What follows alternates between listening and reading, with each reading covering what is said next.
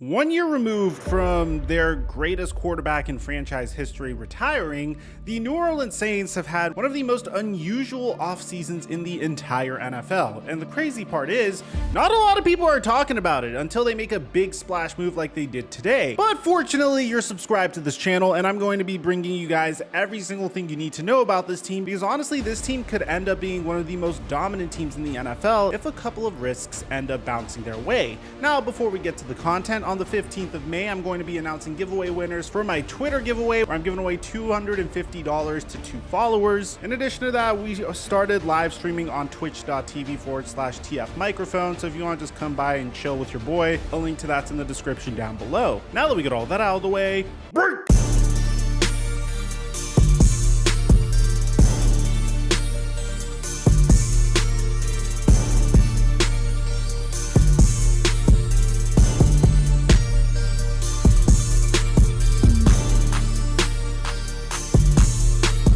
As you get older, you notice something very depressing, and that's the fact that you could go out with your buddies and have one beer and it could ruin your entire next day. No, I'm serious. This is something that happens to you as you get into your late 20s. And since I have a background in biomedical sciences, I've been trying to figure out the organic chemistry that is required to ensure that I am capable of recording and creating content the next day after having a beer with my buddies. And ultimately, I've tried some stuff, man, and most companies are going to come out and tell you that you are just really dehydrated and you need to drink a lot of water, or you need to drink some product that was created for children that tastes like absolute dog crap. But ultimately, the best solution I've ever had isn't something that you take after you drink, but it's something you take right before you drink, and that is Xebiotix. Now, Xebiotix pre-alcohol probiotic is a genetically engineered probiotic that you drink before you drink alcohol to avoid that rough next morning so you can get back to living your life. PhD scientists invented this because they know the real problem that's making your next morning so difficult isn't dehydration, it's because of a product called acetaldehyde that builds up in your unprepared gut. So by altering the DNA of a natural probiotic bacteria that we ingest all the time, Xebiotix makes it so your next morning is a little less difficult. Now for me, I'm going to EDC in a couple of weeks. Hopefully I'll see some of you guys there. I always see some of you guys when I go to EDC, which is awesome. But I'm planning on drinking one of these a day, and that's all you need. They come in these tiny little bottles that are very convenient. All you have to do is drink one bottle before your first drink of alcohol, and one bottle is all you need whether you only have one drink or you have multiple.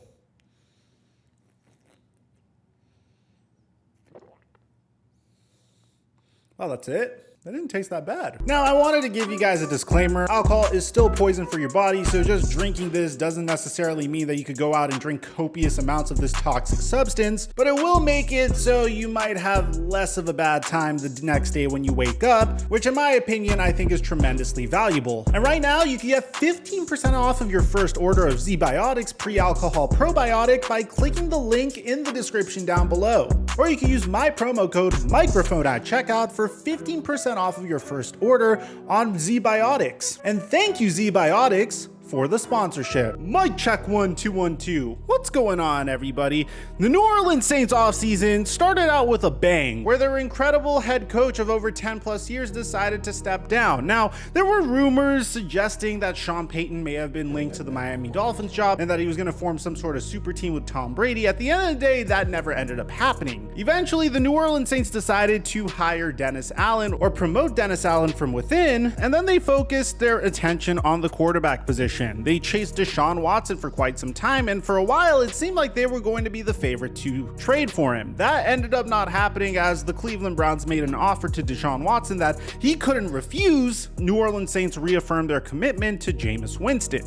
They even signed Andy Dalton as his backup QB, which hopefully, if things go their way, they don't end up going with Andy Dalton as the starter under center, because this team could without a doubt surprise a lot of NFL teams this year. I mean, just looking at them them offensively. They still have Alvin Kamara, although yes, there is a case out for him during an incident that occurred during the Pro Bowl, which if you didn't catch our video on that, I'll leave it at the end screen for you to watch. Michael Thomas is coming back, which is a huge weapon for any quarterback under center to have, although I'm really curious to see what his chemistry with Jameis Winston would be. The team actually traded up multiple times, might I add, to draft Chris Olave with the 11th overall pick and also re-signed Traquan Smith. By the way, did you know Kevin White was on this team? Yes, that guy is still in the NFL and I am rooting for him, although obviously he's not necessarily going to be a huge factor. I just thought that was worth pointing out. But then you look at their offensive line, it's very solid, featuring the likes of Andres Pete and Ryan Ramczyk. And then let's focus our attention on the defense. Now, the New Orleans Saints have invested a tremendous amount of their assets on the defensive side of the ball. They already have Cameron Jordan, who has been a constant at that left defensive end position for the past decade plus. They drafted Marcus Davenport, who has been solid whenever he is on the field, but isn't necessarily living up to that billing of giving up an additional first-round pick to move up a few spots just to draft him. They have Demario Davis, who has always been solid as a middle linebacker, and my favorite part of this unit has always been their defensive back unit. You have Marshawn Lattimore and PJ Williams, and then they went ahead and made one of the most underrated moves in the entire offseason, and that's signing away Marcus May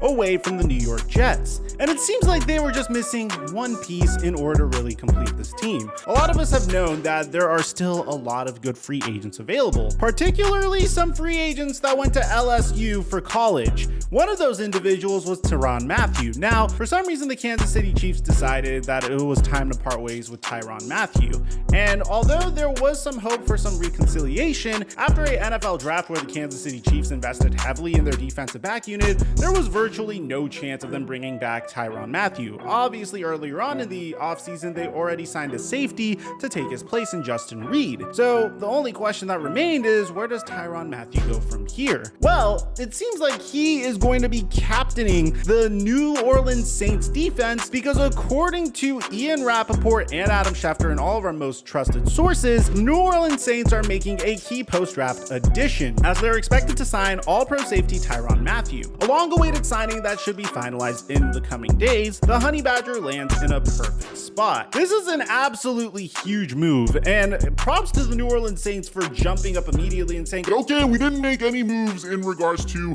our other safety position. Now the New Orleans Saints, in my opinion, easily have a top 3 safety tandem, and there's still some really good free agents left over. I mean, Jadeveon Clowney is still available to sign. Another LSU product is available if they want to add to the offensive side of the ball in Odell Beckham Jr. Although I don't really think they will because that wide receiver room is absolutely freaking loaded. Regardless, this is a huge W if you're a New Orleans Saints fan. This fortifies a defense that needs as much fortification as humanly possible because Tom Brady decided to come back for another season, and this team without a doubt is still trying to compete. It doesn't matter if there's no more Drew Brees, and it doesn't matter if Sean Payton stepped down. So the New Orleans Saints, in my opinion, are the biggest wild card in the entire NFL. I mean, this is a team that I could see winning 13 games this season. At the same time, if things don't go their way, this could easily be one of the most disappointing teams in the NFL this season. There's a lot of variables in play that need to go the right way, and ultimately it should be a team that we should look out for because if they are able to put it all together, I could see a Lombardi in this team's future as well,